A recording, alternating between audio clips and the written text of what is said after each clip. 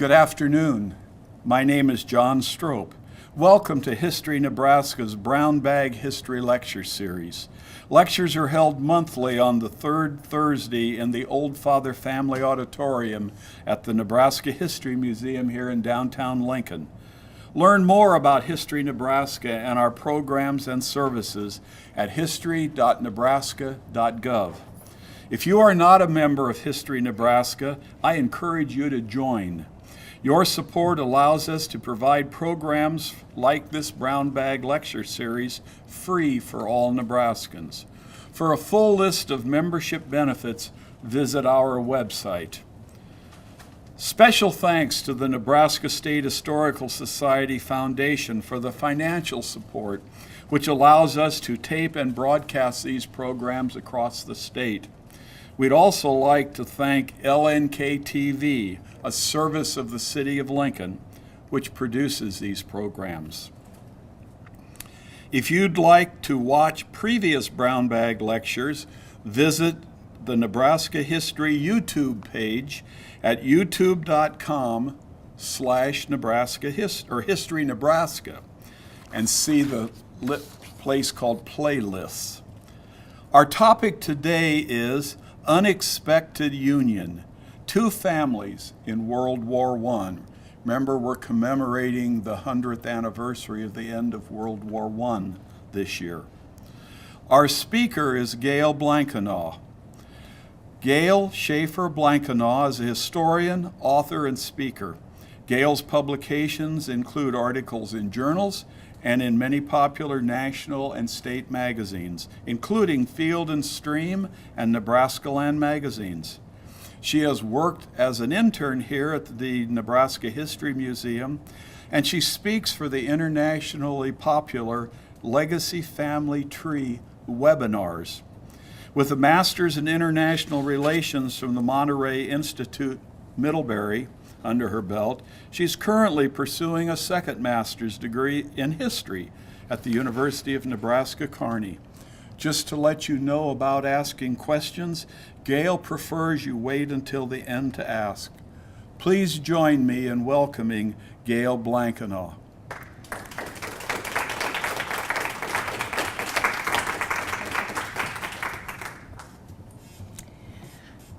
Thank you very much. As always, John and I were talking. I was here as an intern, and he said, "Oh, would you like to do something next year?" And I said, "Sure." And he said, "Well, what are you working on right now?" And I said, "My own personal commemoration of the end of World War I is to do some research on my grandfather who served and my husband's grandfather who served." And he said, "Let's do it," which is, if you know John, that's how he is. So welcome to Unexpected Union.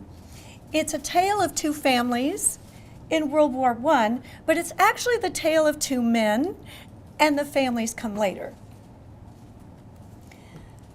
This, as probably all of you know, was the Great War. And in hindsight, ironically, the war to end all wars. But it's often overshadowed by the better documented and more recent Second World War. But today, we really need to focus in our commemoration of the end of this seminal catastrophe of the 20th century. We're going to explore the experiences of two men, one American and one German, both of whom fought in the infantry in this Great War.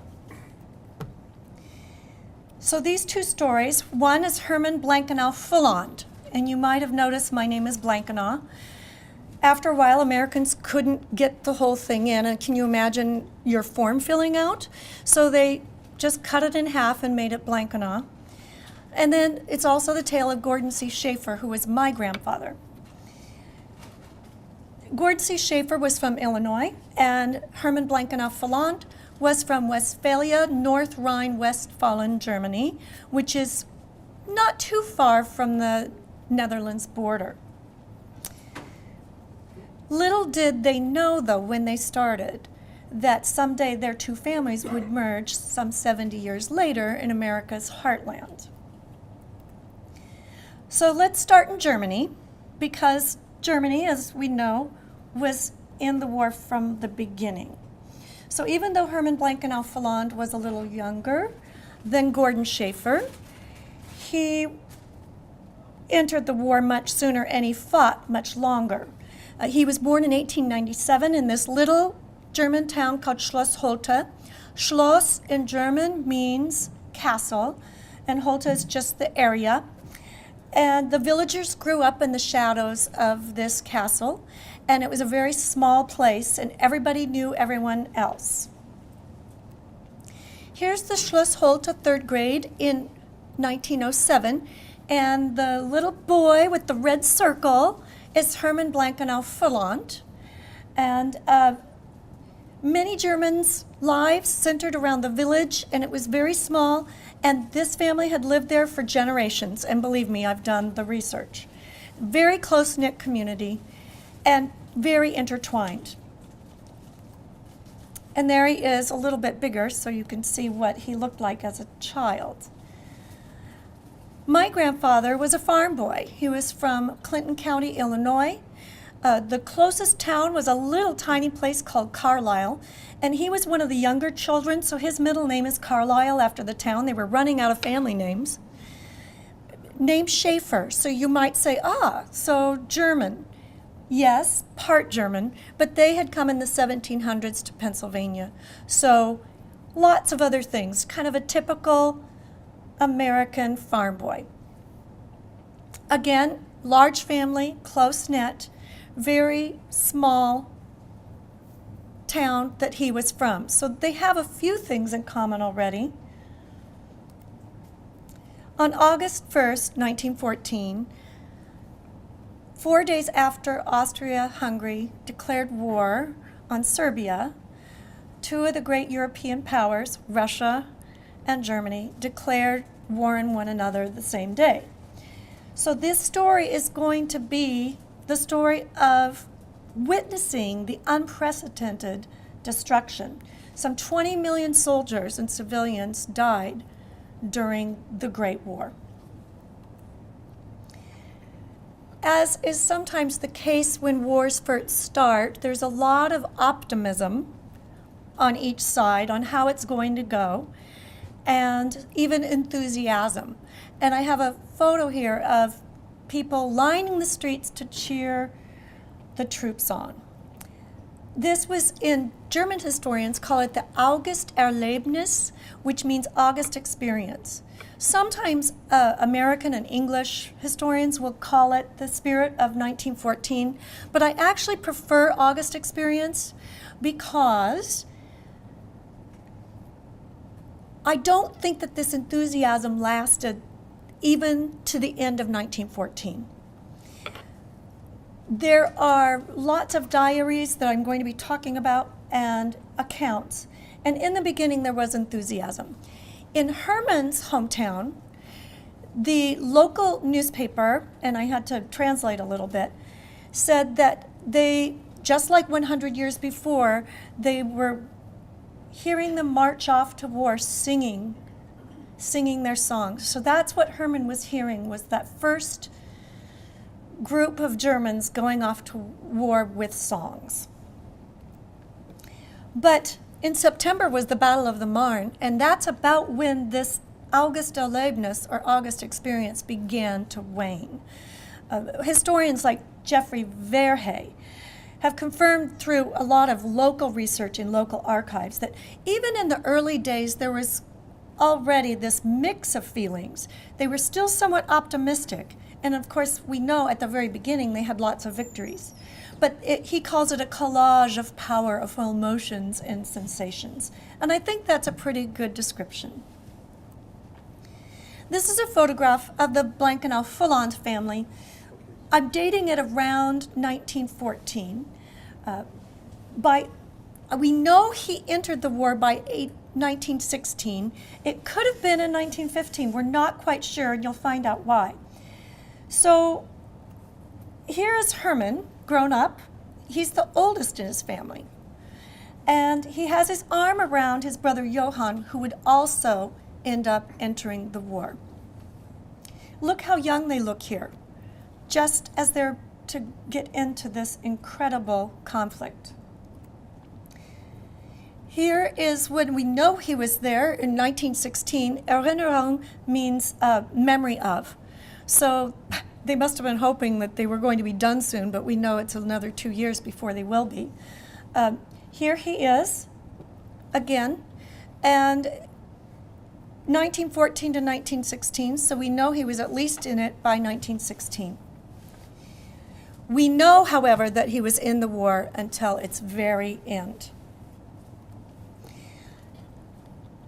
In 1945, the Allies bombed Potsdam, and that's where the Prussian military archives were. And almost all of the Prussian military records for World War I were destroyed. So there are no service records for Herman Blankenau-Filland. And so if any of you might, how many of you have World War I veterans, or anyone in your family, World War I? We have a couple of people. Of course, they were probably American. Okay, well, we'll cover that later. But there's no service record, so I had to kind of reconstruct the history. So what do we do when historians need to reconstruct things in the absence of records? We look at letters, and I'm going to quote for some letters today.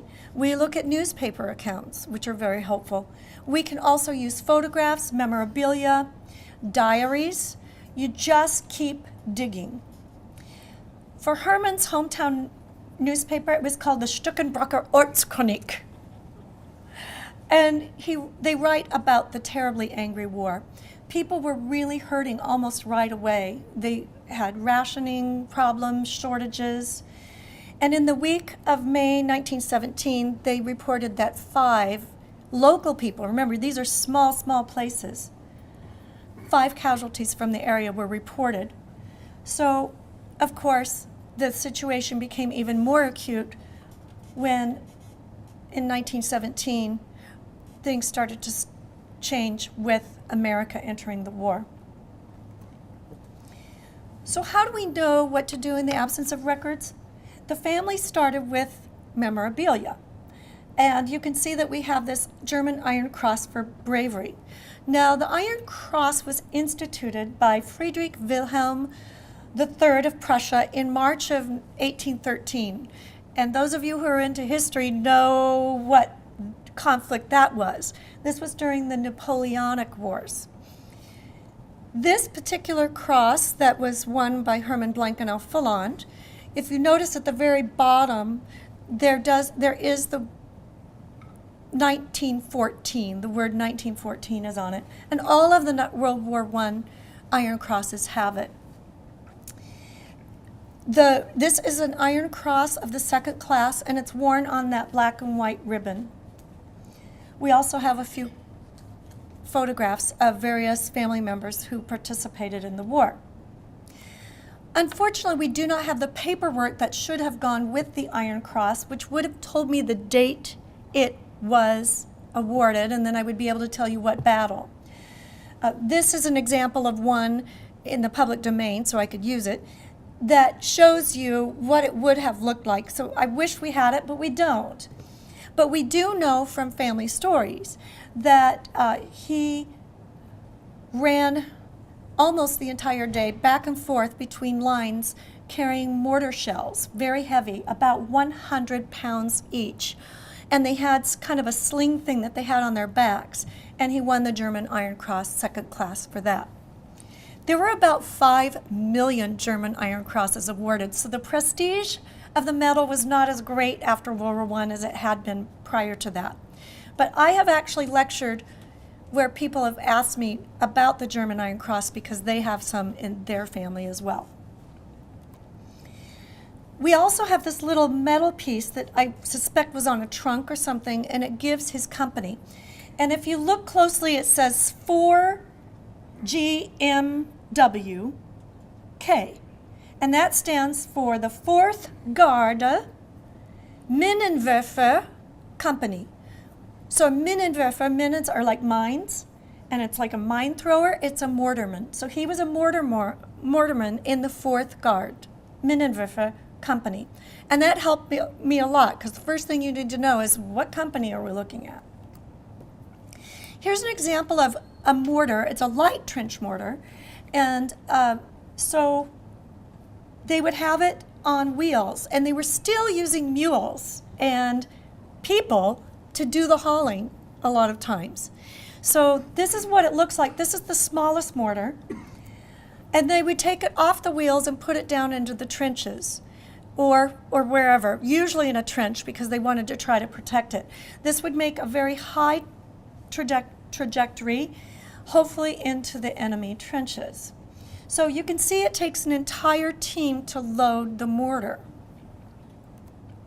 Here's a picture of Herman's regiment, and he has a little blue line under him. But I really wanted to show you this because you can see that this mortar that he has in his is quite a bit bigger than that light trench mortar. So they probably had all three sizes in his company, but they posed, of course, with the heavy trench mortar. Whether this was taken before or after battles, I do not know because it doesn't have any labeling on it. I had to turn to a genealogy website to try to figure out where Herman was during this war because no service records. And this is the 4th Guard Minenwerfer Company's, the different battles they were in, and it gives you a range of dates. It's in German. But he would have started his service probably in Flanders, Artois, and many of us know about the fields of Flanders and the red poppies, and so he was in that. And after that, he was in the very devastating Somme campaign of 1916. This word Siegfriedstellung, that was what Germans called the Hindenburg Line. So you can see also by 1917, he was on that main big Hindenburg Line. Herman's son, Frank, Uncle Frank, I have interviewed Frank and the 2 sons that are still alive. Do interview people who might have memories or have heard stories. Do not pass go. Do not, collect your $200 until you do that first. He said that his father said in one of his earliest battles, which was probably Flanders and Artois, his group went in 100 strong and only 2 survived. So he really did have a baptism by fire. For Herman, most of 1917 was spent on the Somme. There's a published diary called With the German Guns, 4 years on the Western Front by a German infantryman, Heinrich Sulzbach. It's been translated, so I didn't have to do it in German. And he talked about the mortar fire humming across and the terrible noise, and that you could sometimes see it coming, but you would never have had the time to even evade it. So a real feeling of helplessness. This is a bird's eye view of the Somme battlefield after the war. And I think it pretty much says it all. Complete destruction. And if you look closely, there are people touring those trenches. There are a whole bunch of people in those trenches, so you get an idea of how it winds around and kind of what it was like. Herman took some photographs during the war, and here's one that he labeled the soup kitchen. And for all young men, food is a big deal. So the soup kitchen was protecting the soup kitchen. All the diaries talk about being nervous about where it was and how far away it was because they wanted to make sure the soup kitchen, of all things, was making it. During this time, Herman was at the Salt of St. Quentin, and Heinrich Sulzbach talked about watching dog fights at St. Quentin. Now, both of these men were born in the 1890s. And remember, this is horse and buggy times they were born into. Most people couldn't afford cars, even though cars had been invented by the time the war started. But this was the first war that really, we still had cavalry, we still had mules and horses hauling things. But we also had tanks, which were new, which absolutely struck incredible fear into the hearts of the people who first saw them, and even after the first time they saw them. We have airplanes. We have, of course, railroads, which we had before, but it was really, truly the first total industrial war. And we'll also talk a little bit about chemical weapons were first used in World War I. So Henry Sulzbach talks about watching dogfights, and we know that Herman talked about watching dogfights. So we're pretty sure he saw some over St. Quentin. In my interviews with the Sons, Herman also said he thought he saw the Red Baron go down. One day he was watching a dogfight and he saw this bright red plane, and he saw it hit and go down. And the very next day, they started hearing the rumors, and then it took another day for them to be confirmed, that von Richthofen, the Red Baron, had gone down. And Germans were completely shattered. No matter what was happening on the front, this was a big morale booster. They were always crowing. If you look at the diaries and the letters, they're always mentioning the Red Baron. So Sulzbach again said, no one can describe how devastating our feelings are at this time. I also looked at casualty lists to see if Herman was wounded, because the family story said he was. And here I found him on October 26th, 1917. He was on the casualty list and wounded, and it says leicht verwundet, which means lightly wounded. Now, family stories say he did go into either a field hospital or a regular hospital, but he didn't want to stay because infections there were so rampant and there were so many diseases that he felt like he was safer if he just left. And so there's some irony there as well. Now, in the meantime, what is Gordon C. Schaefer doing? Well, America is neutral. As the war raged, President Woodrow Wilson was truly dedicated to keeping us out of it. And most Americans agreed, at least at first. But as we all know, remember the Lusitania. The Lusitania was sunk by German submarines in May of 1915, and that's about when public opinion began to shift.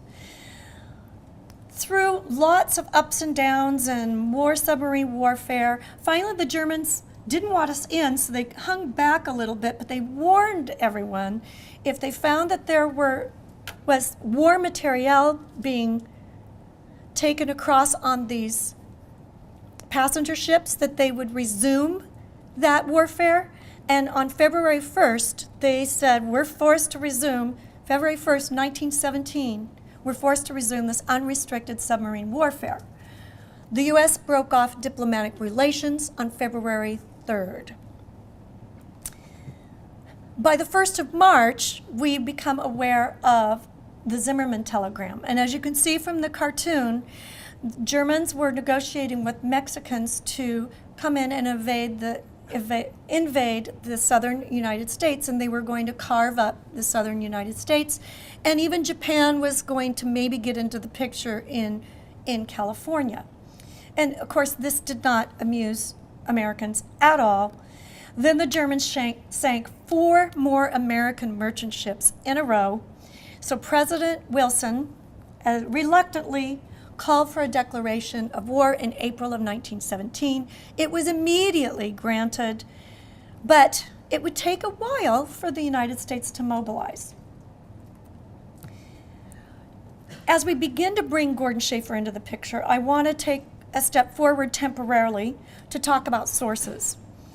As many of you may already know, there was a huge fire in 1973 in St. Louis, and that is the National Archives of St. Louis, and almost all of the World War I service records were destroyed in this fire. As you can see from their website, 80% of the Army is estimated to be gone, 75% of the Air Force. If you're in the Navy, you might have a better luck. But, so I had a service record problem with Herman Blankenau Fulland. I have a service record problem with my grandfather. So we have to use a lot of the same techniques. I'm going to be looking at newspaper accounts, histories of the regiments, anything I can find to reconstruct the two men's service. Now, the families have always asked the question, did they ever face one another in battle? So we'll see if by using all these secondary sources and these other sources, if we can begin to answer that question. So again, we're going to be looking at photographs, histories, reports, and any relatives. None of my relatives knew anything that I hadn't already heard. So that pretty much didn't work out for me. However, we do have draft registrations, and he first tried to enlist in the Navy, which again confirmed a family story that I had heard. He registered for the draft on June 5th, and it describes him. He was medium height. He was called Stout, and when you see his picture, today no one would ever call him Stout. But he registered at Wood River, Madison County, Illinois, on June 5th, 1917. We will look at county and state resources, and there was a really helpful Illinois in the World War history, and there's another separate history that I also read, the history of the 33rd Division in World War I. So that was very helpful in filling in some of the gaps in my story. Now, soldiers were supposed to file a copy of their discharge papers, but not all of them did, and of course my grandfather was one of them that skipped that. But you should think about calling Veterans Affairs offices at the county and state levels, because if you are investigating a World War I soldier, that would be where you would start, especially if you've already written to the National Archives and found out that they don't have your answer. I mean, you could be in the 20%, but my grandfather wasn't. They also have some of the bonus files. These were payments made to soldiers after they got back, and some of those did survive. And my grandfather earned an extra $636.45. There are two National Archives, did you know that, in the DC area? And they're called National Archives 1 and National Archives 2 with, great imagination. Archives 2 is where what we do have from World War I is still there. So I did go to Archives number 2 in Maryland, which isn't far from Washington, D.C., but it takes a while to get there because of the traffic. And I went through some of the official records of the soldiers and the commanders, and it helped, again, to fill in some of the blanks. You also want to look at something called, don't you love these acronyms that anything you do military, you have to know about 50 acronyms. The Beneficiary Identification Records Locator System. But this Burrell system can also help you. I already knew pretty much when he enlisted, but his release date of May 1919. Now, the Illinois troops were initially the Illinois National Guard because, again, we're mobilizing. We have not even started to organize them into divisions yet. So at the very beginning, he's in the Illinois National Guard. We also have adjutant generals reports. These are just lists. They don't give a lot more, but again, it's another place that people can look. This is online at fold3.com and also ancestry.com. Where did the Illinois National Guard go for their training? They went to Camp Logan in Houston, Texas, and we have some of the postcards he sent back to family members. This was the first of many unique experiences for an Illinois farm boy. He'd never really been very far south. I really like the back of this postcard because he tells his sister and his mother, I'm learning lots about the real world war now. And I think he would have liked to have taken those words back later on. I have a memoir from a Canadian soldier, James Pedley, who said the closer we got to war, the less we knew of it.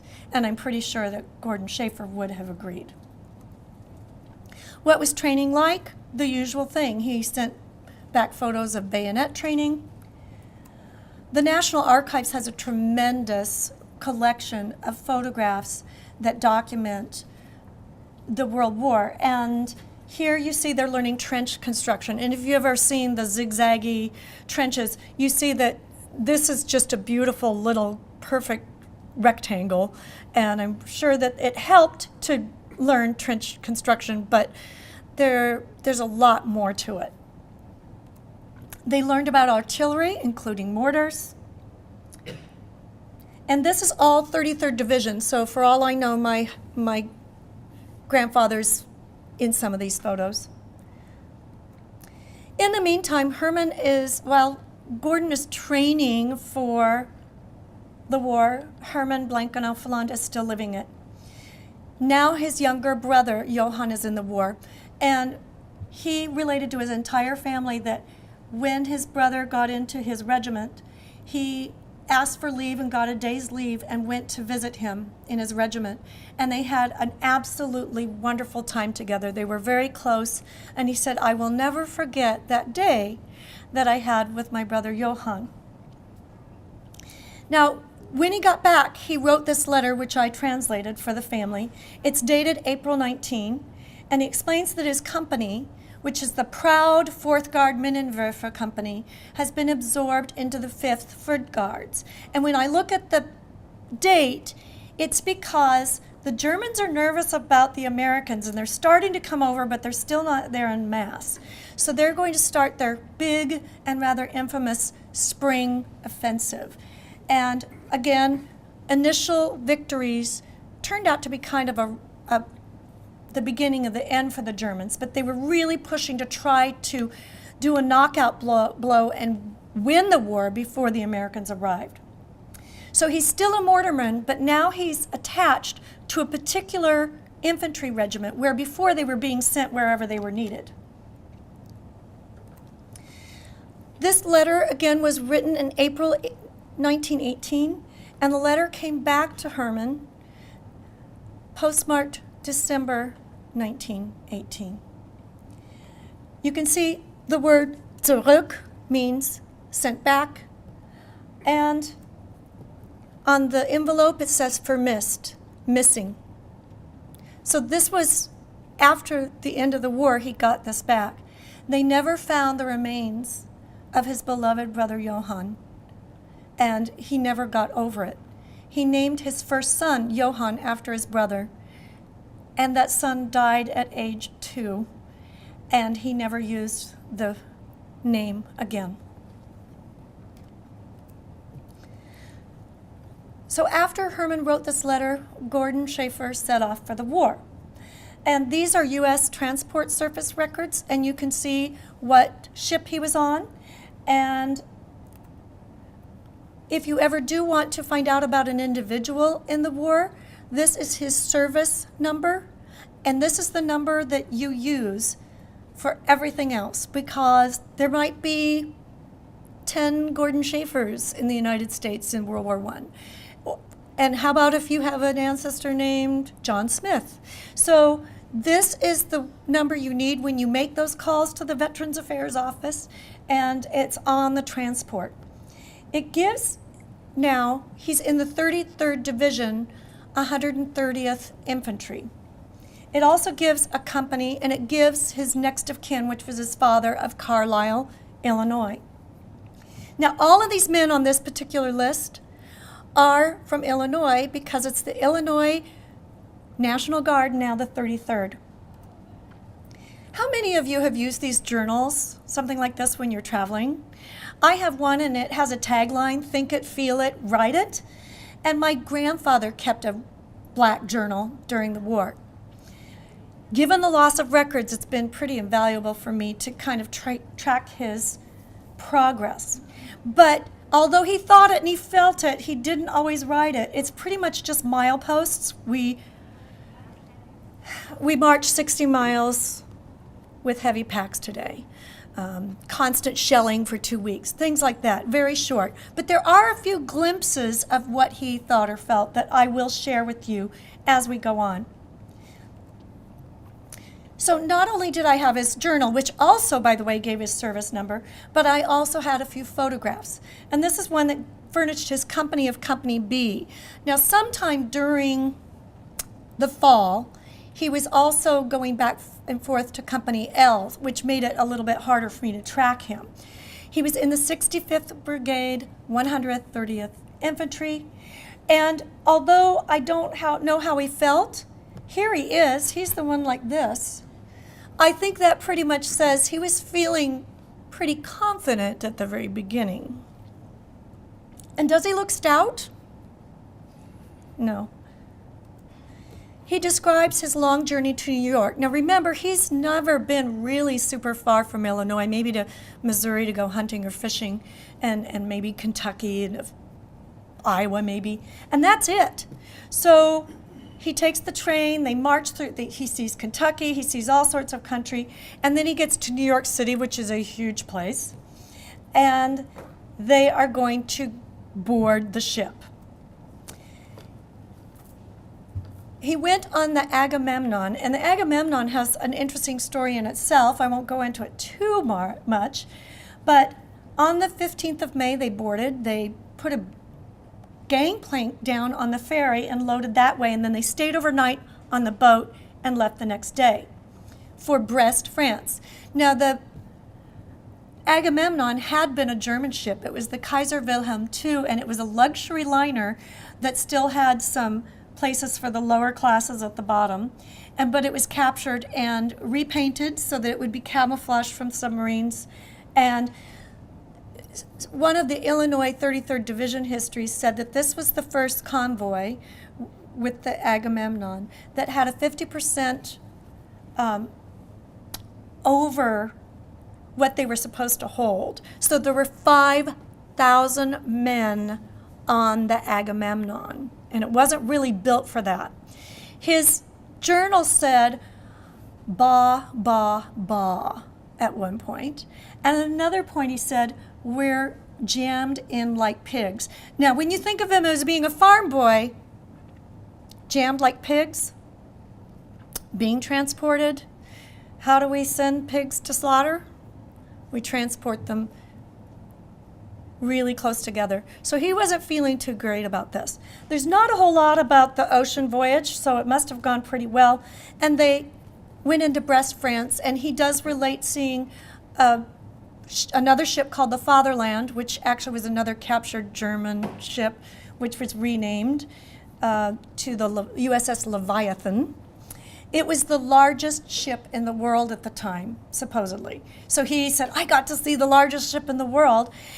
As the Fatherland entered the Brest harbor, it was torpedoed. It was not sunk. They were able to fix it, but he saw all of that. That was his introduction to France. They went to a camp right away, and there's a lot of trains and marching, and they weren't quite ready. After all that, they weren't quite ready to fight. So on June 3rd, they go to a camp, and here's one of his fun entries. He says, "And the Scottish laddies from hell made music for us." So I really like bagpipe music, but I have a feeling I didn't inherit that from my grandfather, because I think that's probably why he thought it was rather hellish. But the next day they marched to Dudelanville, and I'm not going to go into great detail, but he had to also turn in his Sharps rifle for a British one, and he received his gas mask. So they didn't do gas training in the United States. June 12th, he's in Belancourt, and he talks about going to Pont-Remy. And this must have been a nice place, because even though he's terse, as usual, he said it was a really nice place. and then dot, no money. He clearly wished he'd had some money to spend in Pont-Remy. He also engaged in one of his favorite pastimes, which was fishing, and he fished in the Somme River. Now, they're done. They're fighting. And the daily entries become sometimes weekly and sometimes every 2 weeks. We have an entry that we're just bombed every night for 2 weeks. And that's all he pretty much says. Another diarist from the 34th Division, which was nearby, he wrote that the screaming of the shells at this time was so loud it would almost drive anyone crazy. And again, I turned to German Henry Sulzbach, who also related that the heat at this time was tropical and there were dozens of thunderstorms. And indeed, Gordon talks about slogging through knee-deep mud and water. And the conditions are really bad. So he was in the 65th Brigade, and this brigade was subjected to more gas than any other brigade in the entire war, particularly during the Meuse-Argonne campaign, which we will get to. And I had heard a story that he was gassed during the war, but I never knew if it was true or not. When I read the reports, though, from the field, I think it's probably very likely. You'd be going along, and they would even kick up shells that hadn't exploded, and they would just start. And then they would all stop and put on their masks. There were a lot of false alarms, too, and it was really hard and almost claustrophobic to march and move in these masks. So they would try not to put them on, but they were putting them on quite regularly. From 6 a.m. October 10th to October 15th, they were subjected to shell fire, machine gun fire, gas, airplane attacks, and fire from snipers. And this was the report from his commander. Nobody got any sleep for that entire time. On August 21st, he was marching to a place, and he talks about, I don't know if he was not able to remember where he was, but it's called Camp Sud. I've talked to First World War historians, and they cannot figure out where he was. But he had marched 60 kilometers with the flu. At the end, he collapsed. And all of it says as a journal is he was 2 weeks in with the flu. Now, as we know, it was really bad in those trenches, but soldiers were taking it back to the United States. So on the home front, people were dying. This was a terrible, terrible part of this war. We won't have time to go into it, but just know that he had the flu. He did recover. All they could do for people was pretty much keep them warm and give them water and rest. After his bout with the flu, he took up his pen again on September 16th, and he marched to lots of French camps. They reinforced and supplied troops. They relieved the 88th Division at one point. He talked about being in the Moulin de Bois woods. Now, he went into ration detail part of this time, and you'd think that would be less dangerous. And when I first read it, I thought it would be, but the commander said, no, actually, they had to sling these things they were very subject to ambush, and there are some entries in his journal about goad killing 4 Germans. We lost 2 today because they're hauling things. As we enter into the last days of the war, Gordon's largest battle was that of Meuse-Argonne. And Meuse-Argonne, by the way, even today remains the worst, bloodiest battle in U.S. Army history. Even beyond World War II, Vietnam, this was the most bloody and most destructive battle. So Gordon was there. His journal doesn't say much. He says he crossed the Meuse on October 11th, but he talks again about being under constant shelling. This is a map from the Library of Congress, and you can see where they were on September 26th, and then the red solid lines are the Germans, You can see that they overran the German trenches. And the second one is showing you where they were on October 9th, right before Gordon crossed the Meuse. So, infantry in the Meuse-Argonne. Lots of gas as well. This is when lots of gas casualties happened for the 33rd Division in particular. Again, turning to Henry Sulzbach, who was at that battle as well on the other side, he says, I know I said it was really bad before, but this is the worst it's ever been. It's a hurricane of fire. It's a typhoon of fire. Here is a German map I wanted to show you. The solid line shows the German position on the 18th of July, and you can see the other lines as they're falling back. Hermann was on the Holdingstellung in November, and yet again there in October to the 4th, and then he is in retreat from the 5th of November to the 11th of November 19, and he was on the Antwerpen, they would say, Marschstellung. You can see that they're a little bit north of Verdun, and so is Gordon C. Schaefer. They've now gone north of Verdun, and they're going to cross over the Meuse. There's the 33rd Division, and here they are, and they're just going to go up the Meuse River pretty much, his particular company. Not all the companies. This is a long, long front. It's rather amazing. And I don't know exactly where Hermann was on the front because I have better information for Gordon Schaefer because of the journal and some of the good reports that I have. So let's leave the battlefield with an entry from my grandfather's journal for the 11th of November. He walked to the railhead, he loafed through German trenches, and then the guns stopped firing at 11 a.m., the 11th day, the 11th month, 1918. And that's all he wrote. This photograph was taken by Hermann Blankenau Falland during the war. So this is maybe the kind of thing that Gordon was seeing.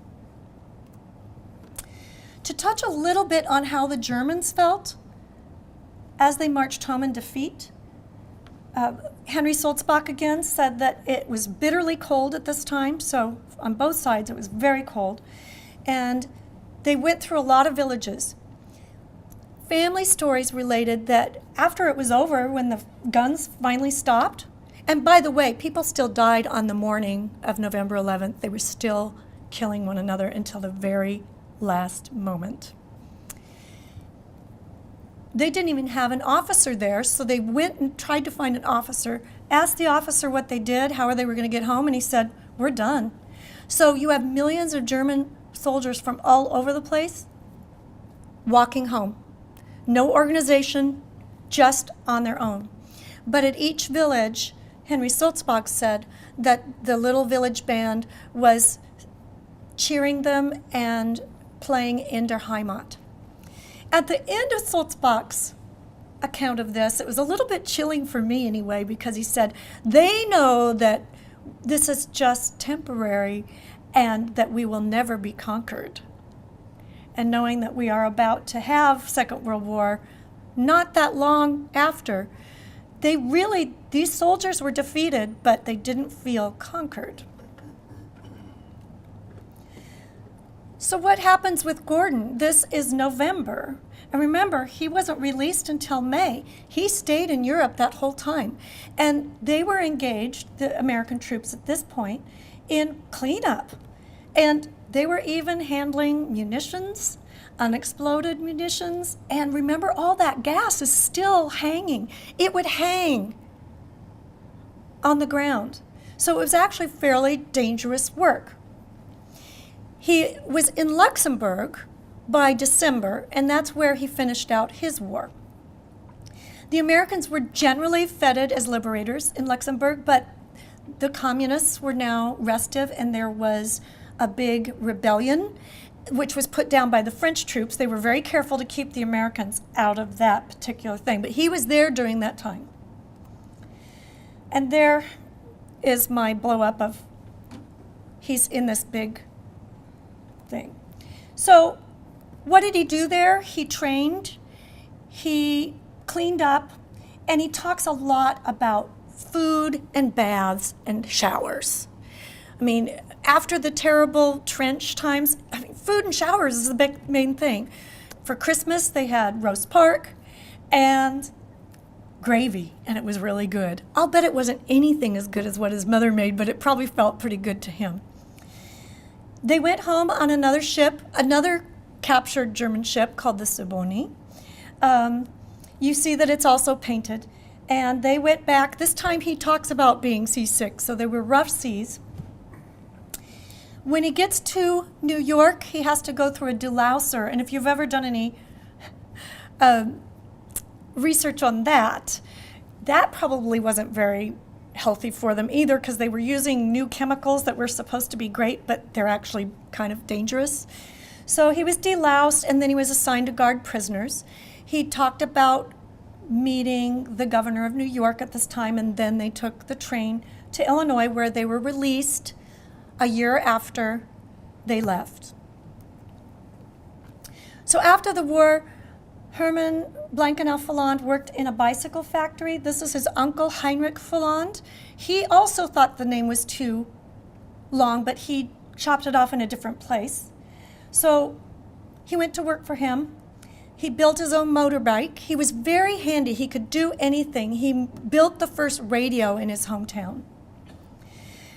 Many of you may know that, of course, the Weimar Republic was very weak, and it was very hard, and there was terrible, terrible inflation. He was suffering, and many people were suffering. They would take almost a wheelbarrow of money to get just a little loaf of bread. He also was convinced already that there would be another war, and he didn't want anything to do with it, so he wanted out of Germany. And he decided to immigrate to the United States. As a mechanic, that was considered something really good. So if you had a sponsor and you had a really good skill, you could get in. So he came to the U.S. on the Orca in 1923, which was at the height of the German inflation. My grandfather went back to Wood River, Illinois, where he had worked for Standard Oil before, and he was a fireman and a stillman there at the oil refinery. And he worked there for a few years, but his real dream was to have a resort, kind of a bed and breakfast. He was a big hunter and fisherman, and he just wanted out of factory. He wanted to be out in the country. And so he bought a place in the Ozarks of Missouri, and it was near St. James, which is now known as the Little Italy. So most of their neighbors were Italian. And my father talked about going to dinner at one of his Italian friends' houses, and he drank some wine, and he went home, and his mother spelled it on his breath, and I think he was 8. She was not amused, and she had to go over and explain to them that, from now on, Gordon should not have any wine at dinner. He really enjoyed the time there, but the Depression hits. Nobody's taking vacations. He's able to hang on for a few years because he saved up his money, but it lasted longer than anyone ever thought. So he finally gave up, sold out, and went to work in another part of Missouri as a mechanic and also as a plumber. So we have 2 young men, one from a small village in Germany with a lot of relatives, another one from a farm in Illinois. They both confronted war on this industrial scale. Mortars, barbed wire, trenches, tanks, airplanes. They had passed from an earlier period into a new one. So what about their war to end all wars? Both men really hoped their sons would never fight. But now you see a picture of my father, who was a fighter pilot in World War II on an aircraft carrier in the Navy. He did get to join the Navy. And my father-in-law, who served in Korea, and he was even at the Heartbreak Ridge, that terrible battle. So Herman moved there to avoid war for his sons, but he wasn't able to do it. How did 2 men deal with all the horrors that they saw and experienced? They both enjoyed the outdoors, so they spent as much time outdoors as they could. And they were both mechanics, and I think that helped because after all the chaos, they turned their hands to fixing things. And both of them had everything in order, and both of them had beautiful backyards that were just immaculate. And that's the other hobby that they share that's really revealing. They both loved to garden, and it was way beyond vegetables. They were both rose gardeners, and they both did grafting and all sorts of things, and they had elaborate trellises, and they both built ponds. They created their own place of peace. And I really think that's what helped both of them to get over what they had experienced. Had they met, they both died before we got married. But I think if the two families had met and the two men had met before the families got together, they would have recognized this as a time, a really important time where we really were merging together. And they would have talked about their interests and what they shared. And beyond this, they may have taken the time to sit in their rose gardens, places not only of peace, but of really true beauty. And I think they would have said, all is well. Thank you for your time. And we have a little bit, 4 minutes of questions. Remembering, though, that this is my story of these two men, and I'm not a World War I expert, but I did learn a lot about the war through all of this. I've read a lot of histories now, and I know a lot about sources as well. Any questions? Don't be shy. Yes, sir. Was the German soldier an admirer of the leader of Germany? Ooh, that's a good question. At that time, many of them were very, there was a mix. Bavarians really, he asked, did the German soldier approve of the Kaiser, basically? How did they feel about the Kaiser? It was a mix. Some people really thought he was fine, and others did not. Particularly in Bavaria, they really disliked the Kaiser. They wanted to have a democracy, and so they had a little more problems down in certain areas of Germany. But once the war started, they pretty much came together and fought. But yeah, that was a good question. Real mix. But they really loved one another, the whole band of brothers things. And the diaries that I've read are very supportive of one another and really they probably liked von Richthofen, the Red Baron, better than almost anyone else in Germany. Had he lived, he could have run for office and been a big-time leader because he was enormously popular. Any other questions about Germans or Americans? Yes? You said the ID number Right, the ID number. that you can use from any soldier and get information about them? Yes, she's asking about the service number that I pointed out. That is the service number that if you talk to the Veterans Affairs Office in the county or state level, they may have some records that pertain to an individual you're interested in. Because sometimes Schaefer, by the way, can be spelled 23 different ways. And I have seen them all. And they weren't necessarily careful. So if you use the number, you can be sure that you're getting the right person. So I had the service number from 2 places, the transport list, but I also had it from his journal. Now, not everybody has a journal, so look at the transport lists for anyone going over to get that service number before you call the county or the state, because it'll be much faster and they'll be very happy to help you. Any other questions? We have 1 more minute. 1 minute of questions. I have a question. What's the most surprising thing that you read in the diary? I was surprised. What is the most surprising thing that you read in any of the diaries? I think the most surprising thing was Henry Sulzbach saying that they were unconquered. That thing because it really hit me that after all they'd been through and all the horrors, unconquered.